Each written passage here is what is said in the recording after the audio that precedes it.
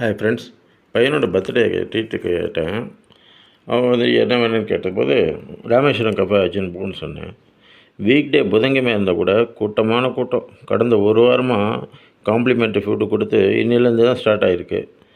அந்த எலக்ட்ரானிக் சிட்டிலேருந்து சந்தாப்பூர் சர்க்கிளுக்கு போகிற வழியில் சந்தாப்பூர்லேருந்து 1 கிலோமீட்டர் முன்னாடியே இது அமைஞ்சிருக்கு.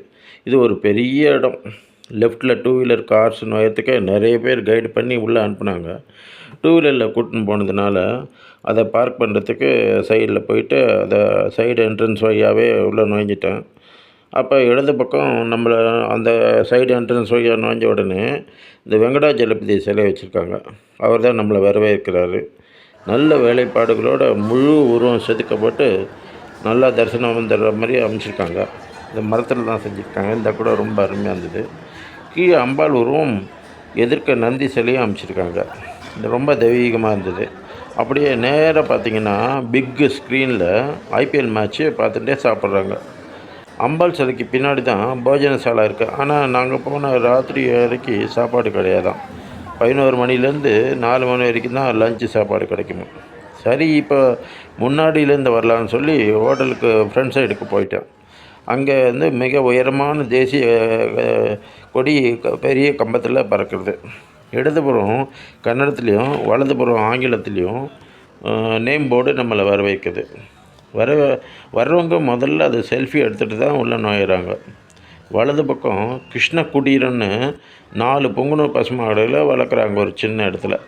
நடுவில் நந்தி, அப்புறம் தீபம், ஆதியோகி சிலையில் ஒரு கொலை மாதிரியை செஞ்சு அதில் வச்சுருக்காங்க. சிவனை சுற்றியும் ஃபவுண்டன் அருவி பார்க்குறதுக்கு ரொம்ப அருமையாக இருந்தது. அந்த இடத்துக்கு இது பேர் ஆதியோகி குண்டம்னு பேர் வச்சுருக்காங்க. நிறைய இடத்துல கிரவுண்டில் ரங்கோலி கலர்ஃபுல்லாக வரைஞ்சி வச்சுக்கிறது ரொம்ப அருமையாக இருந்தது. பக்கத்தில் தேவி லிங்க பைரவியோட சிலையும் ஒரு சன்னதியில் வச்சுருக்காங்க. முன்னாடி பூக்கள்லாம் நிறைஞ்ச ஒரு சிறிய குளமும் ஒன்றும் பார்க்குறதுக்கு ரொம்ப அருமையாக இருந்தது. பின்னாடி சயன விநாயகர் சிலையும் ரொம்ப அருமையாக இருந்தது. முகப்பில் 2 யானை சிலையை நம்ம வரையிருக்குது. இடதுபுறம் கேஷ் கவுண்டர், வலதுபுறம் கியோஸ்க், அதாவது நாமளே பார்த்துட்டு ஆர்டர் கொடுக்குறது. எது செலக்ட் பண்ணாலும் நீங்கள் க்யூவில் வெயிட் பண்ணி தான் ஆக வேண்டியிருக்கு. அது ரொம்ப பெரிய க்யூவாக இருக்குது. இட்லி வகைராவில் கீ இட்லி, பட்டர் இட்லி, கீ சாம்பார், பட்டன் இட்லி, கீ பொடி இட்லி அப்படின்ற ஐட்டம்ஸ் இருக்குது. தோசை வகைராவில் multigrain dosa, open butter masala dosa, ghee podi dosa, masala dosa, ghee onion dosa, ghee khali dosa, khali roast dosa, garlic roast dosa, ghee plain dosa, ghee podi plain dosa, ghee plain dosa, ghee ragi dosa, pudina roast dosa, butter khali dosa, வெண்ணெய் மசாலா தோசை. வடை வகைராவில் தହି வடை, உதின் வடை, வடை சாம்பார், கீ பொடி பட்டு இதெல்லாம் இருக்குது. பிவரேஜஸில் milk, masala tea, filter coffee, black coffee, boost.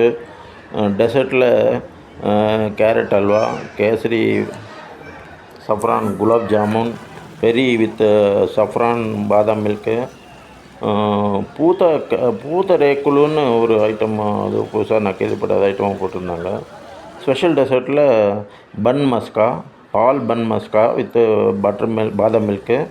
Fresh ஜூஸில் squeezed mosambi, squeezed anar, cold pressed watermelon, lime juice, lime soda, mint lime இதெல்லாம் இருக்குது. கோலி சோடாவில் lemon, jeera, orange rose.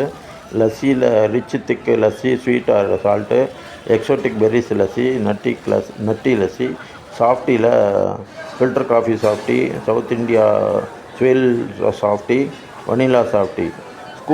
ஸ்கூப்ஸில் chilli pink guava, Swiss காப்பிச்சன்னா, பட்டர் பாப்கார்ன், பிஸ்காஃப் இதெல்லாம் இருக்குது. மில்க் ஷேக்கில் berries bliss, all exotic berries, badam milk, cold shake, custard apple milk shake எல்லாம் இருக்குது. Filter காஃபியில் milk shake, vanilla milk shake, strawberry milk ஷேக்கெல்லாம் கூட இருக்குது.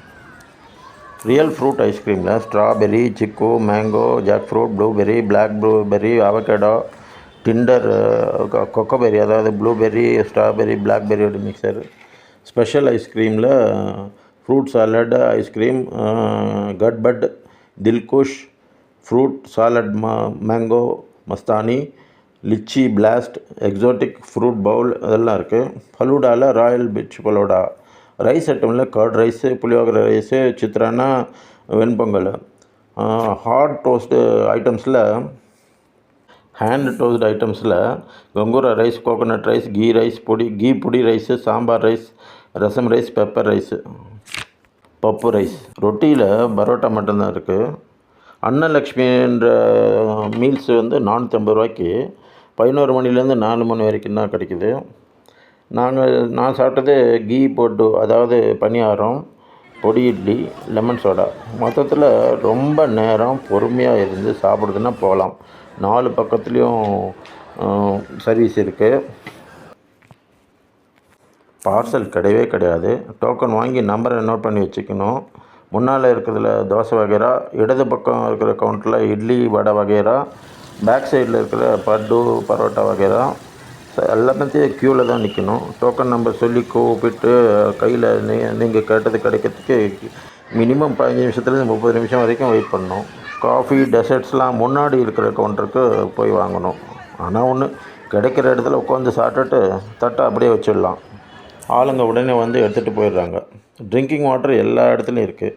பேப்பர் கப்ஸ் எல்லாம் வச்சுருக்காங்க. இதை தவிர வெளிப்புறத்துலேயும் பெஞ்சு சாப்பிட்றதுக்கு வழி செஞ்சுருக்காங்க. டாய்லெட்ஸ்லாம் நீட்டாக அழகாக பெருசாக கட்டி வச்சுருக்காங்க.